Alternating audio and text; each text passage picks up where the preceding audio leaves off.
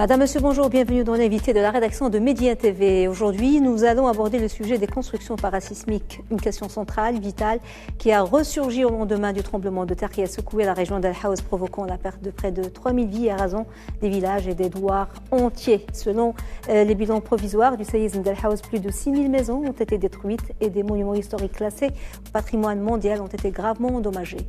Il faut savoir que le Maroc dispose depuis 2002 d'un dispositif légal en matière de construction parasismique, le RPS 2000, qui est devenu le RPS 2011 et qui a été revu ensuite. Son objectif, limiter les dommages en vie humaine et matérielle susceptibles de survenir suite à des tremblements de terre. Dans quelle mesure ce règlement est-il appliqué par les architectes, les bureaux d'études techniques et les bureaux de contrôle dans la conception des ouvrages et bâtiments autant que dans leur construction? Ce règlement qui a été modifié plusieurs fois est-il en phase avec le progrès scientifique dans le domaine du génie parasismique? À quel genre de construction doit-on appliquer ce règlement? Comment protéger les bâtiments édifiés avant la promulgation de cette loi? Comment protéger et renforcer les structures traditionnelles bâties principalement en pisé, paille ou bois? Pour répondre à ces questions et à d'autres encore en lien avec ce sujet, nous avons le plaisir de recevoir Nabil Mekaoui, ingénieur en génie civil, expert en parasismique et enseignant à l'école Mohammedia d'ingénieurs. Monsieur Mekaoui, bonjour. Merci beaucoup d'avoir accepté notre invitation. Bonjour, merci pour l'invitation. Merci, monsieur. Alors, première question, est-ce que la magnitude du séisme qui a frappé la région d'Al Haouz vendredi dernier justifie le nombre de morts et l'importance des dégâts matériels enregistrés, d'après vous? Merci pour la question.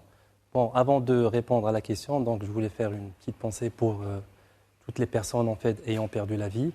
Et donc, je tiens à présenter mes sincères condoléances à leurs familles, à leurs proches, et aussi à Sa Majesté le roi Mohammed VI, que Dieu le glorifie, pour tout ce drame qui a touché son peuple.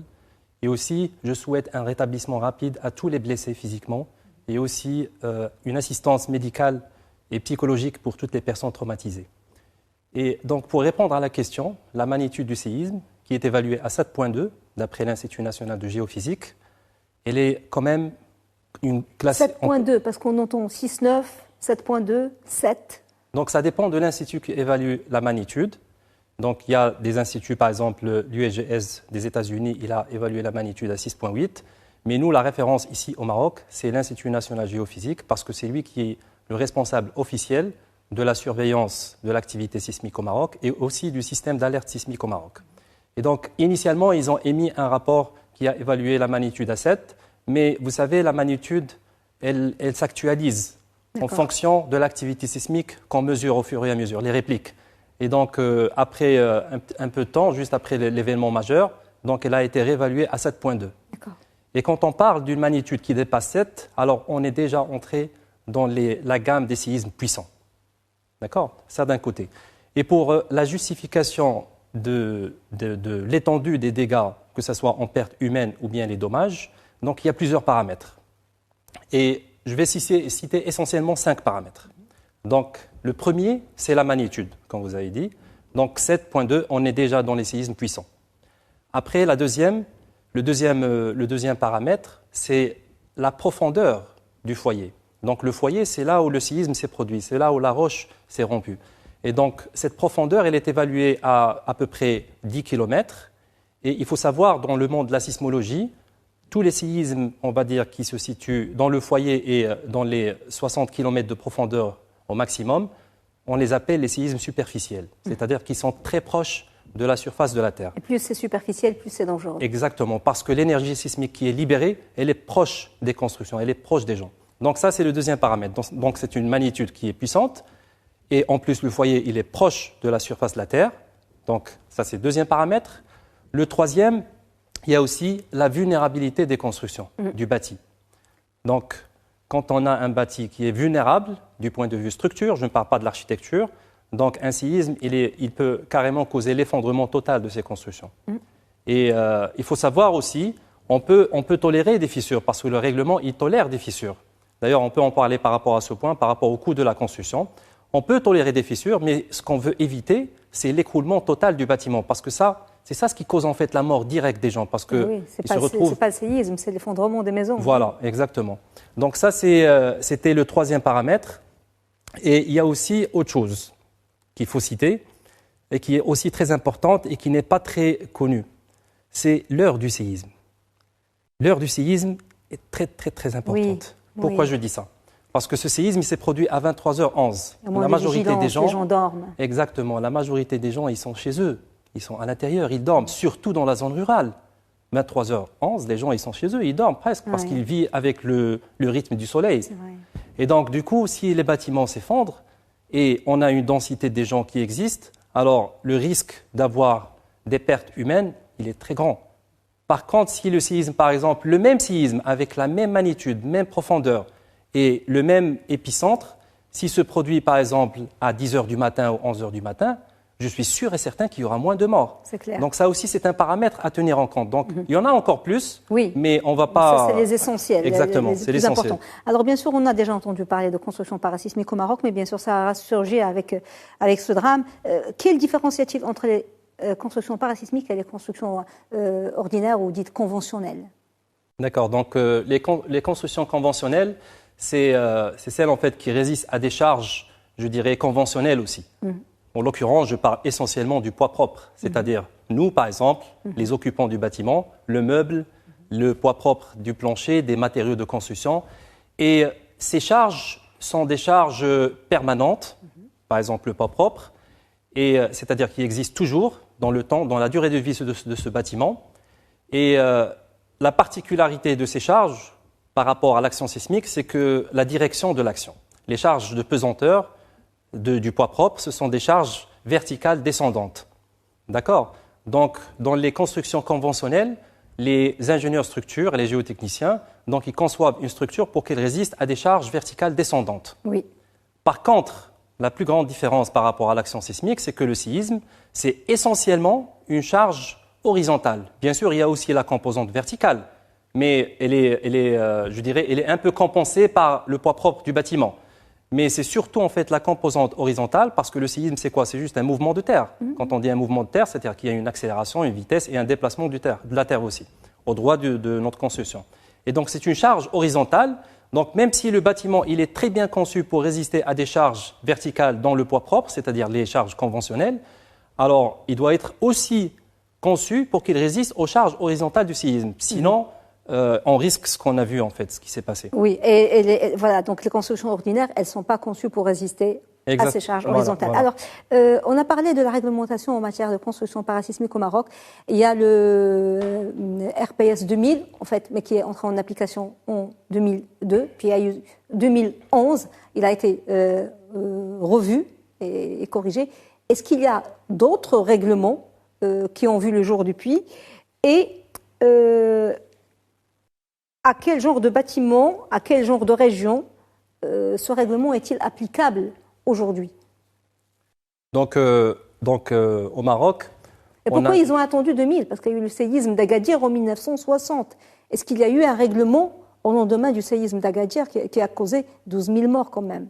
Oui, bonne question. Donc je vais commencer par un aperçu historique de la réglementation sismique au Maroc.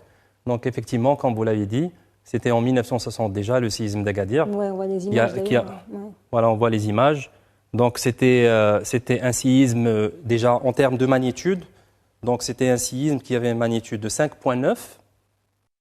Donc juste, je vais comparer un peu la magnitude déjà.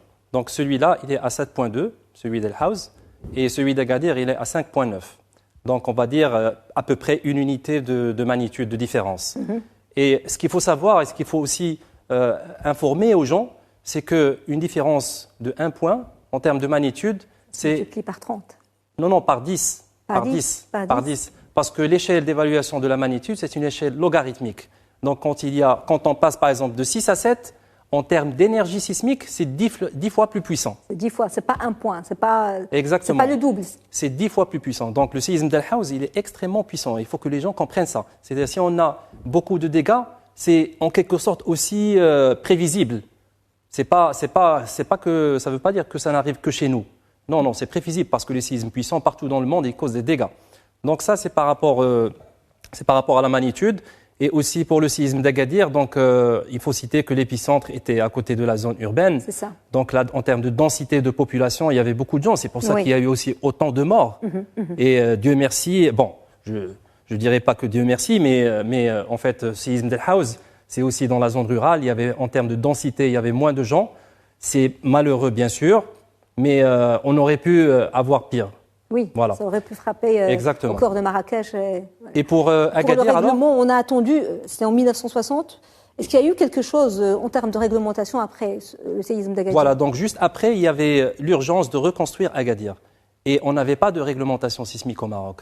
Donc on avait établi, je dirais un peu quand même rapidement, ce qu'on appelle les normes d'Agadir.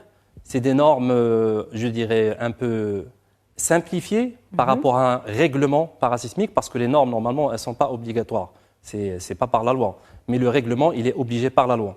Donc ces normes étaient un peu établies rapidement et d'une manière un peu simplifiée, d'après le retour d'expérience des pays qui sont expérimentés en termes de parasismique et de sismologie. Et c'était uniquement appliqué à la région d'Agadir, pas à tout le Maroc.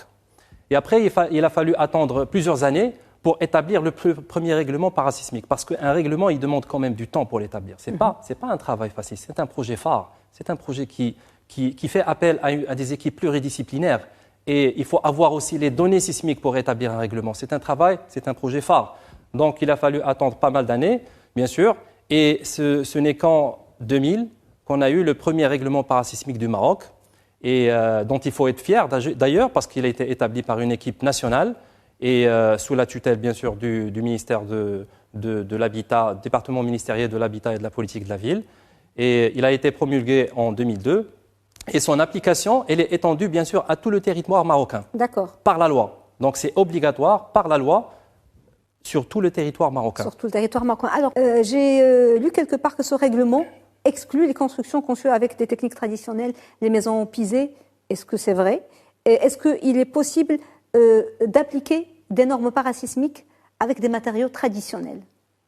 D'accord. Donc, pour le règlement RPS 2000, il est applicable à tout le territoire marocain. Et concernant les matériaux, donc il s'applique pour les matériaux conventionnels qu'on trouve essentiellement dans les zones urbaines, c'est-à-dire le béton armé, l'acier et aussi les constructions mixtes acier-béton. Et après, il y a eu l'établissement du règlement parasismique des constructions en terre et en pierre aussi. C'est à partir de 2011. Donc celui-là, il est appliqué essentiellement pour les constructions qu'on trouve dans les zones rurales. Et dont les matériaux de construction sont les matériaux généralement locaux, c'est-à-dire la pierre ou bien la terre. Donc, les gens construisent souvent eux-mêmes. C'est généralement de l'autoconstruction. D'ailleurs, une grande partie de ce règlement concerne en fait l'autoconstruction. Donc, toutes les dispositions parasismiques sont incluses en fait dans ce règlement, et il faut juste en fait consulter ce règlement et l'appliquer. Donc, l'arsenal technique en fait, il existe. Les règlements existent. Après, il faut juste les consulter, les comprendre et les appliquer. Donc, on peut appliquer du parasismique pour des constructions traditionnelles avec des matériaux traditionnels. Bien sûr, bien sûr. Et c'est ce que je recommande, en fait. Parce que ça serait du gâchis, en fait, dans les zones rurales, d'utiliser le béton armé. Parce que les gens, ils savent construire avec les matériaux locaux. C'est des éco-matériaux. Donc, il ne faut pas changer la tendance. Oui, c'est très écologique. Et puis, c'est l'authenticité de la région. Exactement. C'est l'attrait touristique. Et les gens, on ne peut pas les caser dans des bars ou dans des bâtiments. Ils ont l'habitude de vivre comme ça. Exactement. Donc, il faut les encourager, en fait, à continuer à construire avec les éco-matériaux. Mais par contre, il faut leur apporter une assistance technique pour leur montrer quelques techniques, quelques dispositions constructives pour que le bâtiment soit à la fois écologique, durable et aussi parasismique, pour qu'il puisse résister à l'action sismique. Alors, c'est ce qu'on voit dans des pays comme le Japon, qui est très sismique. Vous avez fait vos études, votre doctorat au Japon, donc c'est un sujet que vous connaissez très bien. Et là, le Japon, c'est culturel, parce que ce n'est pas que les gros bâtiments ou les grands édifices, même les constructions en bois, elles résistent, parce qu'ils ont un savoir quand même de plusieurs siècles. De plusieurs siècles, d'ailleurs, c'est le matériau traditionnel au Japon, c'est le bois en fait. C'est pas le béton, c'est pas l'acier comme on voit à Tokyo. Non, c'est pas ça.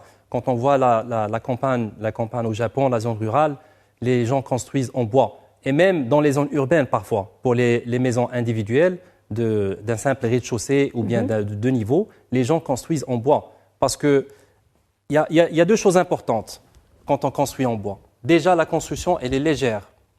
Parce que l'action sismique, c'est une action qui dépend de la masse de la construction. Oui. Le plus la construction elle est lourde, le plus l'action sismique elle est grande. Donc quand on construit en bois, déjà on rend en fait la construction plus légère et donc moins vulnérable à l'action sismique. Première chose, c'est écologique. Deuxième chose, et en termes de disposition parasismique, effectivement les Japonais, ça remonte à plusieurs centaines d'années, eux ils ont développé en fait un savoir-faire parasismique parce que les séismes chez eux ils sont très récurrents. Et puis ils sont tranquilles, ils disent ça va tenir et quand il y a un séisme d'une magnitude même forte, il n'y a pas beaucoup de morts justement grâce à ça. Oui, il n'y a pas beaucoup de morts parce que voilà, ils construisent d'une manière parasismique et vous savez, même avant, il y a des centaines d'années, il n'y avait pas de règlement parasismique au Japon. Oui.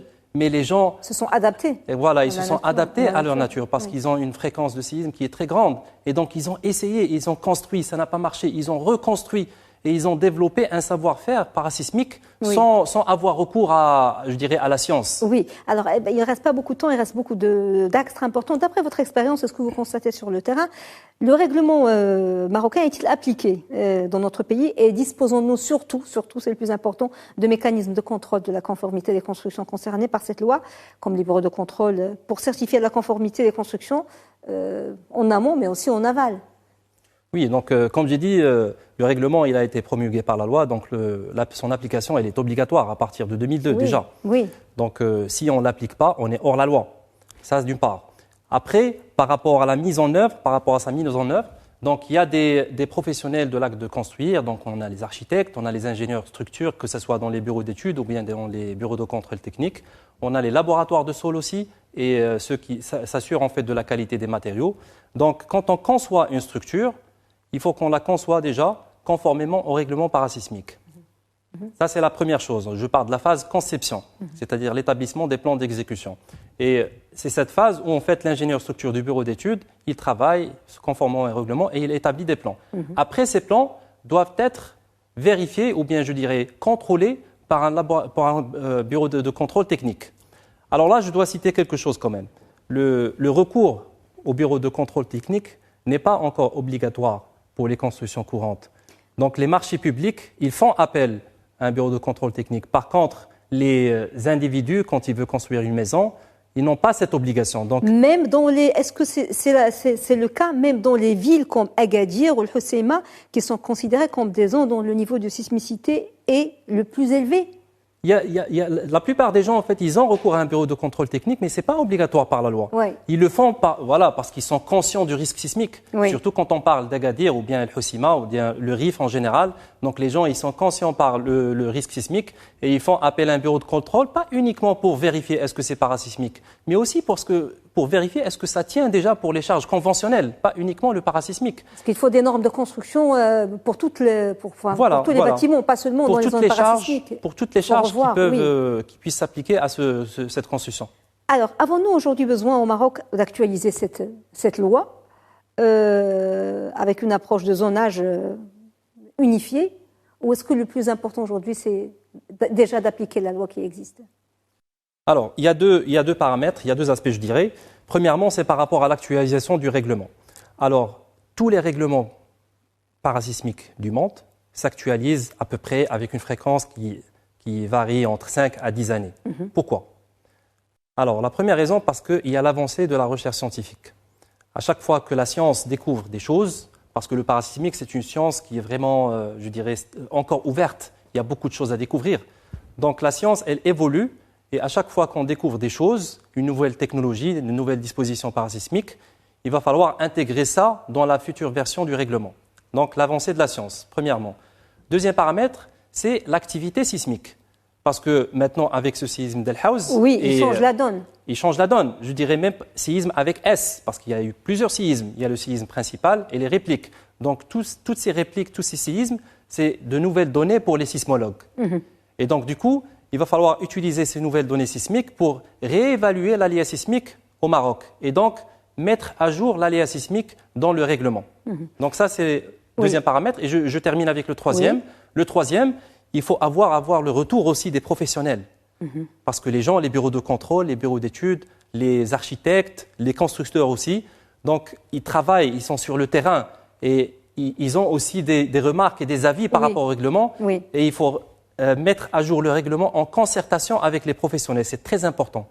Alors, maintenant, pour les douars ou les maisons qui ont été détruites, on va reconstruire, on l'espère, avec des normes parasismiques. Mais que faire pour les bâtiments qui existent, qui ont été bâtis à Agadir, à Hoceima ou dans cette région, avant la promulgation de cette loi? Est-ce qu'on peut renforcer des constructions déjà existantes pour les rendre parasismiques? Est-ce que c'est possible? Est-ce qu'il y a des techniques pour le faire? Oui, c'est possible.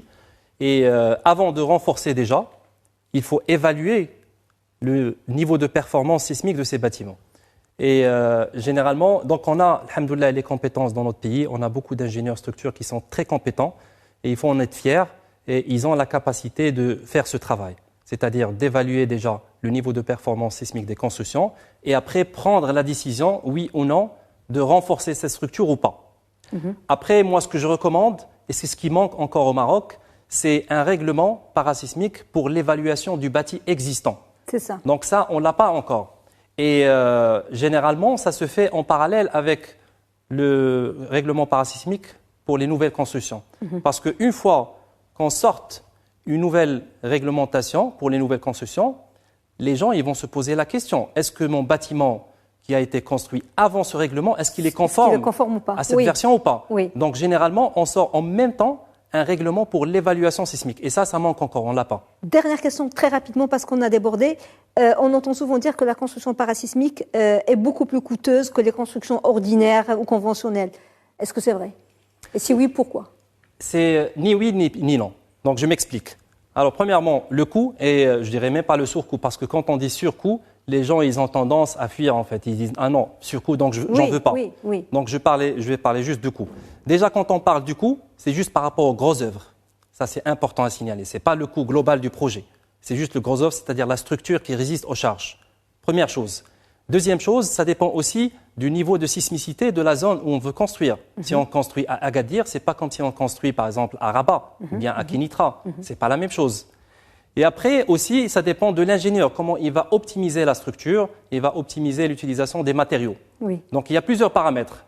Moi, je sais qu'il y a des chiffres qui sortent comme ça, 10%, 15%, 20%. Ça, on entend souvent. Il n'y a pas de chiffre fixe déjà. Et parfois, vous savez, on peut en fait construire un bâtiment qui résiste au séisme avec un moindre coût. Et je m'explique, je donne un exemple très banal, qui est très courant. Rapidement. Un exemple très banal. Vous savez, je vais faire une analogie entre le bâtiment et l'être humain. Quand une personne, en fait, elle va monter dans un bus et il n'y a pas où s'asseoir, on reste debout. Et une fois que le bus il va accélérer, on a tendance à pencher un peu vers l'arrière. C'est normal, surtout quand les pieds sont joints. Et notre technique, je pense que tout le monde l'a fait, on peut juste écarter un peu les pieds et on va être stable. D'accord? Qu'est-ce qu'on a fait ici? On a fait un système de contreventement pour résister à l'accélération horizontale du bus. C'est comme un bâtiment. Et avec zéro coût. Donc, c'est la technique. Voilà, c'est la technique. Sans forcément, et qui peut sauver des vies. Et même avec 10% de plus, si ça peut sauver des vies. C'est pas négociable parce qu'on parle de la sécurité des gens. C'est clair. Merci beaucoup, Nabil Mekawi. Je rappelle que vous êtes ingénieur en génie civil, expert en parasismique et enseignant à l'école Mohammedia d'ingénieurs. Merci à vous. À très bientôt, j'espère. Merci. Madame, monsieur, merci beaucoup de nous avoir suivis. Bon suivi des programmes sur Média TV. Très belle soirée.